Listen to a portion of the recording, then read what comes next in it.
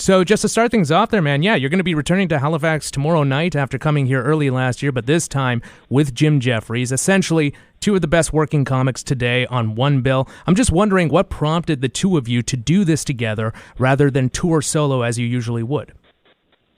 Oh, it was an admin error. It's the Jimmy thing. So the management kind of put the gig in, and it was just like it's just a mistake. It's a mistake. So very graciously we've decided we're going to go on at the same time. We're both going to do our sets at the same time, and we're just going to talk over each other. I think it's going to be. I think it might not work. They're saying it out loud now. No, I don't know, man. I think the two of you could probably mesh pretty well together, I imagine. I mean, it's interesting. I mean, the reason we did it, we're old friends, and I was in Canada last year. I've got a brand new show because the Netflix special came out. Jim's got a brand new show, and we were chatting. We were in LA chatting, and we said we'd love to go back to Canada. I was saying I'm not going back till 2026, and he said, why don't we do it together? Why don't we do it sooner? So we're going to do an hour each. We're going to alternate every night who goes on last. You know, we've got no ego about this thing. I think it's going to work because he's got really funny stories, and I've got funny jokes. And it feels like it's the same. I don't know anyone that likes his stuff that doesn't like my stuff. Absolutely. Stylistically, you know it does mesh. Yeah. Yeah, it's like and it's not like we're both gag guys or we're both story guys. It's like there's enough variety in your evening. It's going to be really fun, I think. And we're doing 8 cities across Canada, which is, you know, I mean, frankly, a miracle considering Canada's only got 3 cities. You're not wrong there, man. I mean, it seems like this is becoming more of a thing in comedy where two huge acts will come together for a tour. I know Jim Gaffigan and Jerry Seinfeld did some shows. Kevin Hart, Chris Rock, even Sam Morril and Chris DiStefano did some co-headline shows recently, which is great for audiences because they get to see two great headliners on the same night. Do you think that this is a trend that will continue to grow where two top-level headliners will choose to tour together? I think so. I think it's a really fun way to mix things up. Like, you know, and you know, this is just 8 shows in Canada, but we love the idea of it and the idea of giving an audience a great time. Because we're from the clubs, right? I'm doing the same job as the guys in Yuck-Yucks. It's a bigger crowd now, but it's the same job. You want to give the audience a great time. And going out there with Jim Jeffries, it's kind of two things at the same time. One, it takes all the pressure away because I know Jim's going to be fantastic. So it's like, okay, well, they're already having a great time. And then my show, so it takes the pressure away, but also I kind of want to show off to my friend. I kind of want to do great stuff and him go, it's a great joke. I kind of, you know, so it's good for the audience. It's good for us. It's also good to spend time with your people. And I've always said comedians we're a rare breed. We're out for ourselves, but we're in it together.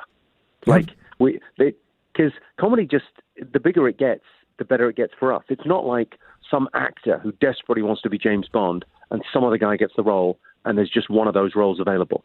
With comedy, it's like, well, I can never do what Jim does and Jim couldn't do what I do. I guess maybe he could. But you know what I mean? It's like, absolutely. No one's like, with comedy, I like that thing of like, don't be the best, be the only. I like that. That's and with you and Jim touring together, I imagine that, like you said, like that is a way that almost propels both of you up together. Where it's just like, oh my God, like, you know, Jim's like really bringing it tonight. I need to bring it tonight as well, and vice versa. I imagine. Yeah, of course. You're not going to want everyone to walk out going, you know, oh well, you know, Jim killed that, Jimmy. Yeah, not so sure. Well, I mean, we'll see. I'll have to up my game.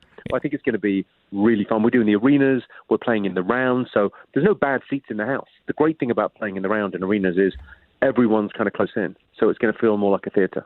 More of an intimate type show, absolutely. Now, you've toured Canada before, including here in Halifax early last year. Like, what are your thoughts on Canada, and what is it like touring here compared to, let's say, other countries?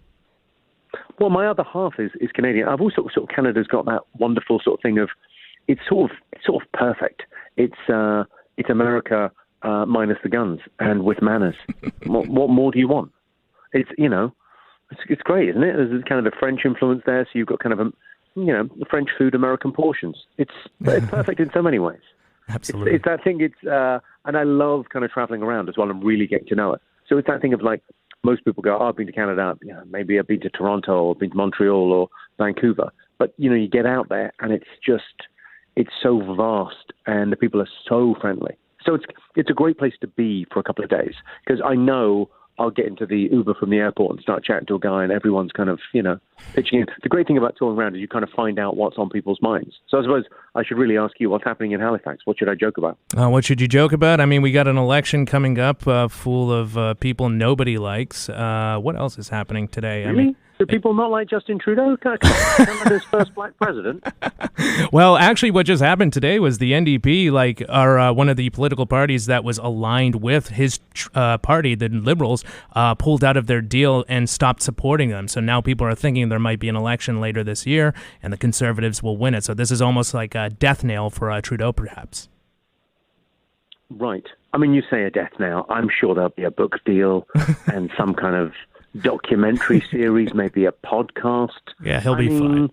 I don't know what happens. I feel like he's this is what happens when you elect a Disney prince. He's gonna have some sort of happily ever after, isn't he?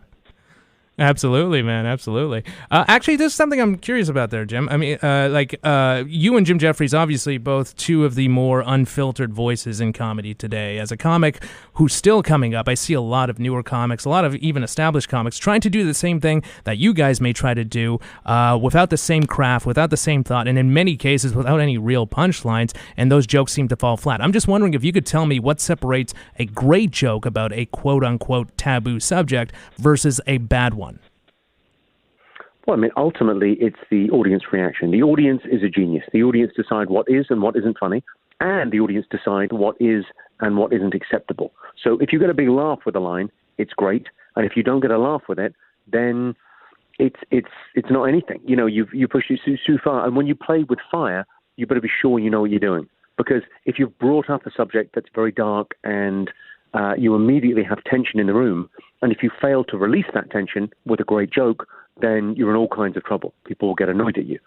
So it's that thing of it depends. I mean, I also think people should be allowed to make mistakes. Like when you're up and coming and you're testing out stuff, you should be allowed to mess up. If you're at a new material night and you're trying something new, you should be now allowed to swing and a miss. And I try new material at every single show I do. I'll do new stuff at the end of the. Even though I'm playing an arena, I will always get out a slip of paper and whatever I've written that day, I'll try new stuff at the end of the show. Always. You should be allowed to make mistakes, though. And the problem with everyone having a phone now is sometimes they get captured and it makes it out.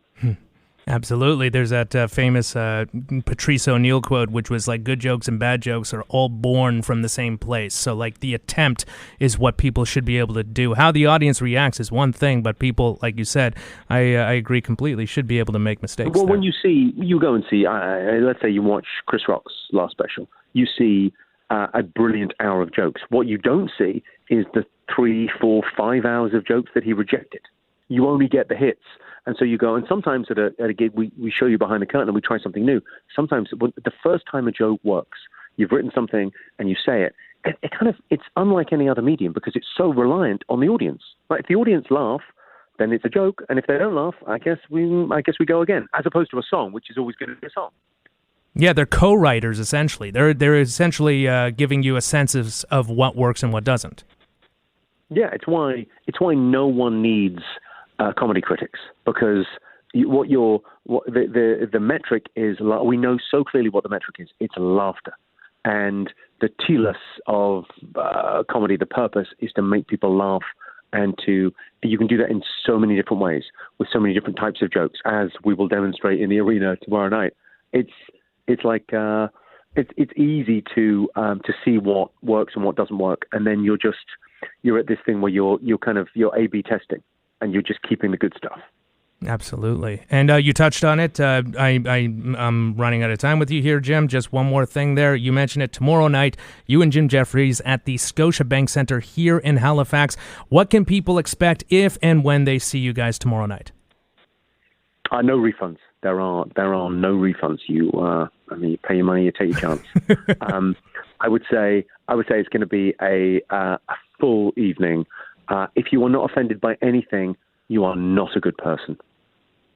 That is a great way of putting it. Jimmy, thank you so much for taking the time to speak with me. This was a great privilege. And it's my absolute pleasure. Good luck on the road. I would say write every day. That's always my advice. Anyone doing comedy. I mean, anyone. It's not in a patronizing, you're starting, I'm established. If you write every day, the problem with comedy is it's self-assignment, as is life. you gotta kind of do it yourself. You can always like get an hour of stuff that works and just stay with that hour forever. You've got to write every single day, and it will come. The hard work just pays out. It's just got to look at the time frame. Good luck. Absolutely, man. Thank you so much. That means a lot, and looking forward to seeing you guys tomorrow night. Well, wonderful. Do stop by and say hello, man. Make some time.